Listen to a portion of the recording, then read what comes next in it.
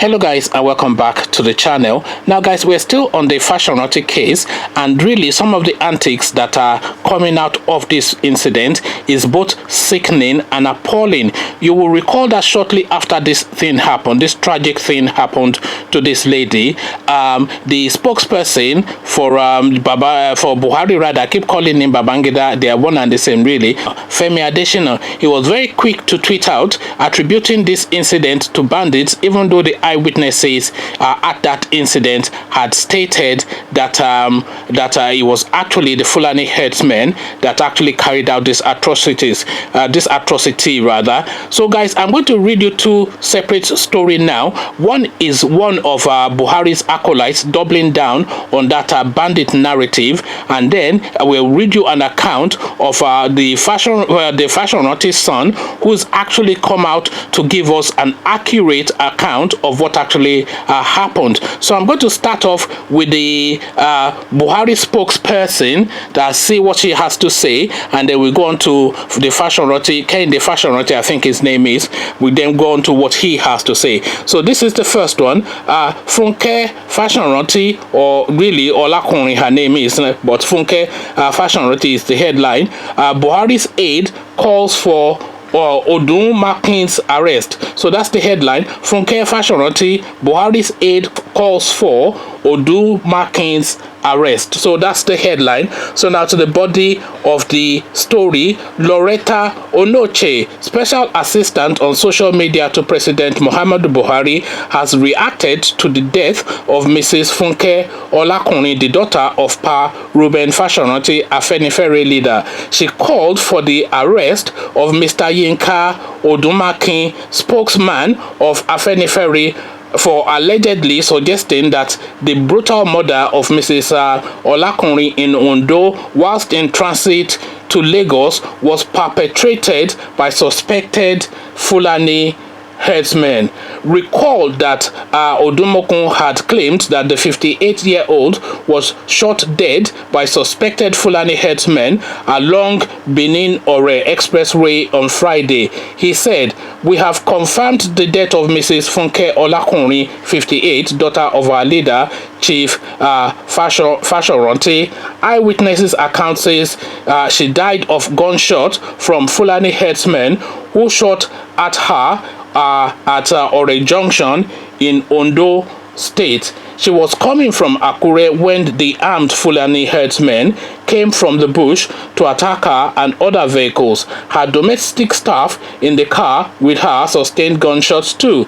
This is one death too many and a clear we cannot take it anymore death." Reacting in a post in her Twitter page on Sunday, Onoche said, "Those who witnessed the murder of the daughter of Pa Ruben Fasoranti, Funke Olakunrin, suggest it was either criminal armed gangs or assassins. The Nigerian police should question Yinka Odumakin to determine his motive for misleading and pointing investigators to Fulani herdsmen." So now this is Buhari spokesperson effectively requesting for the arrest of this Odumakin rather character for suggesting or recounting what the eyewitnesses had said happened. The eyewitnesses who were there at the place of the incident and at the time that the incident took place came out and said that this is what they witnessed.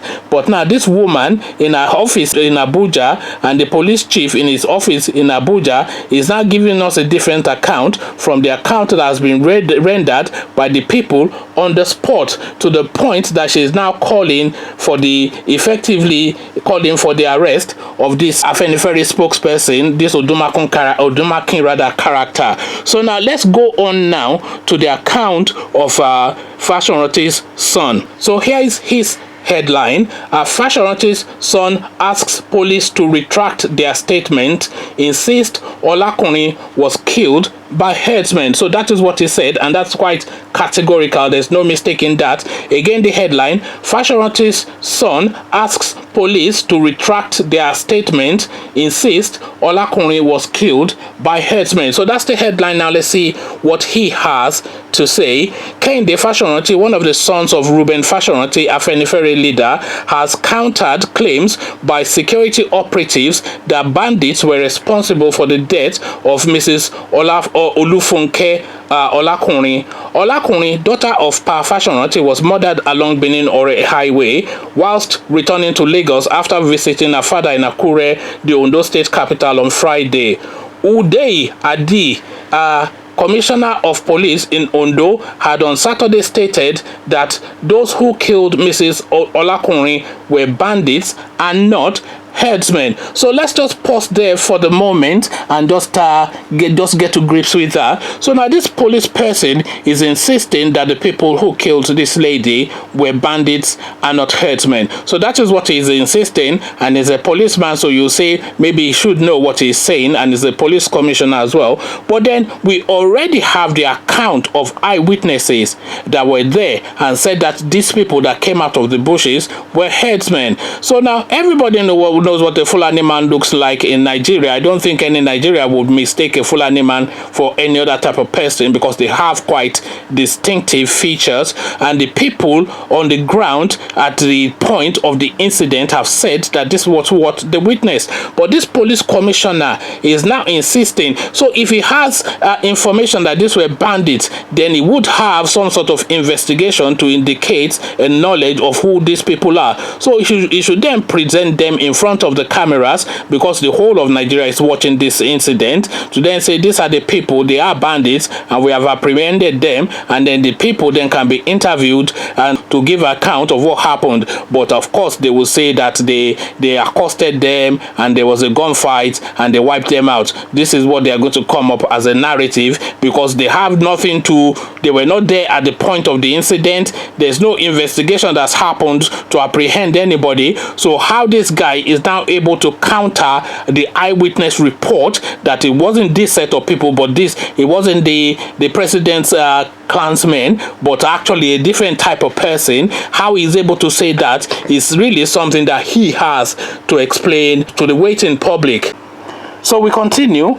All we know is that these are bandits that came to the road and started firing sporadically at motorists that were driving on the highway. That is what it is. There is no person that can say specifically that they were herdsmen.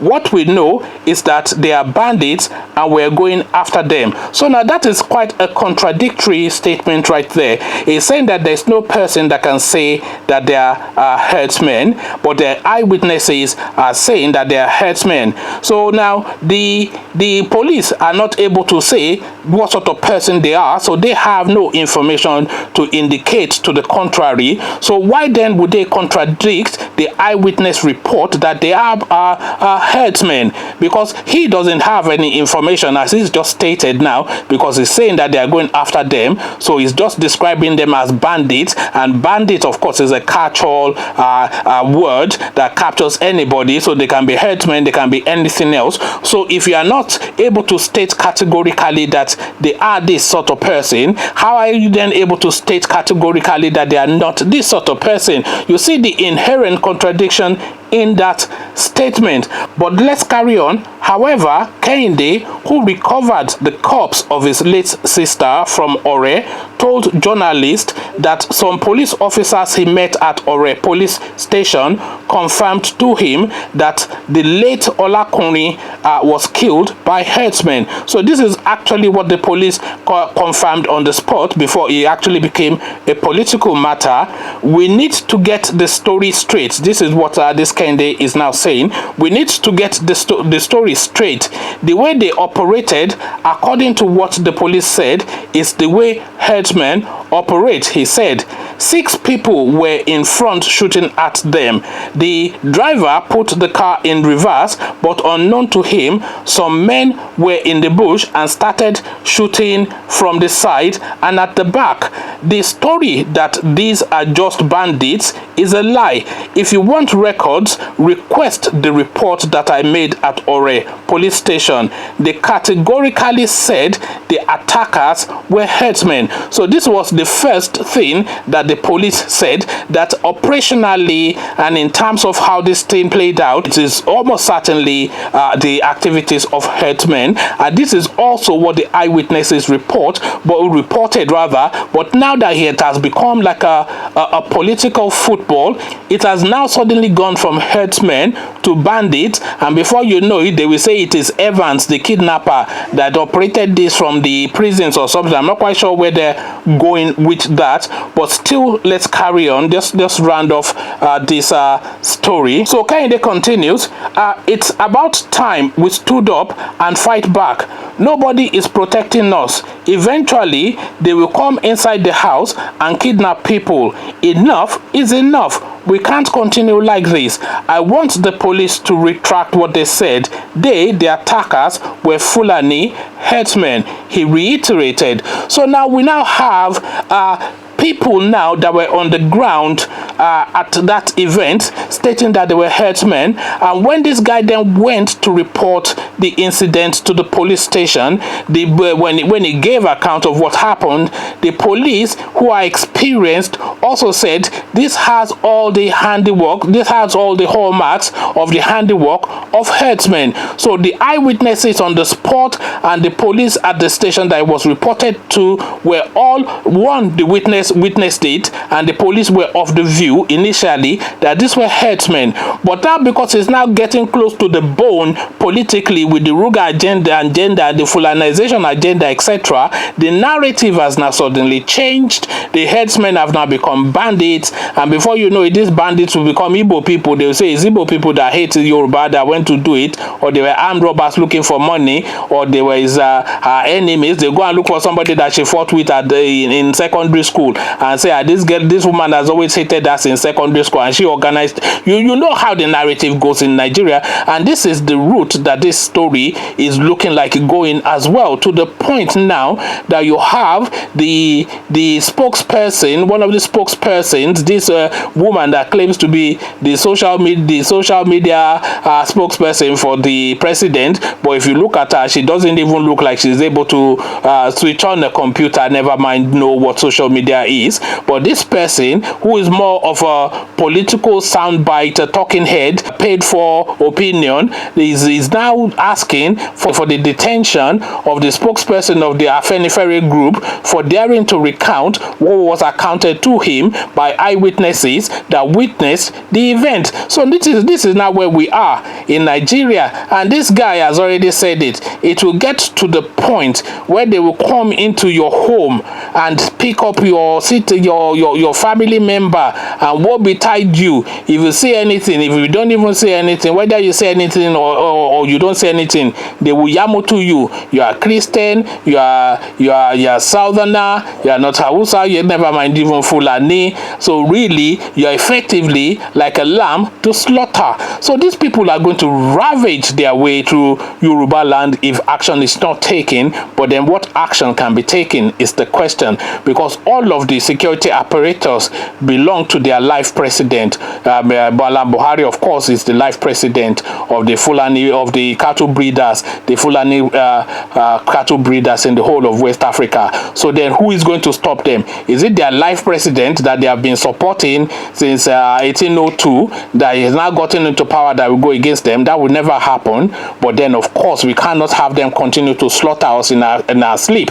So now this is now the conundrum that we find ourselves in Nigeria, and something has to give. What gives, though, is the question. Conversations in the comment section is what I am inviting. Come share your thoughts with me in the comment section. But before you come share those thoughts with me in the comment section, click on the red subscribe button so it turns gray.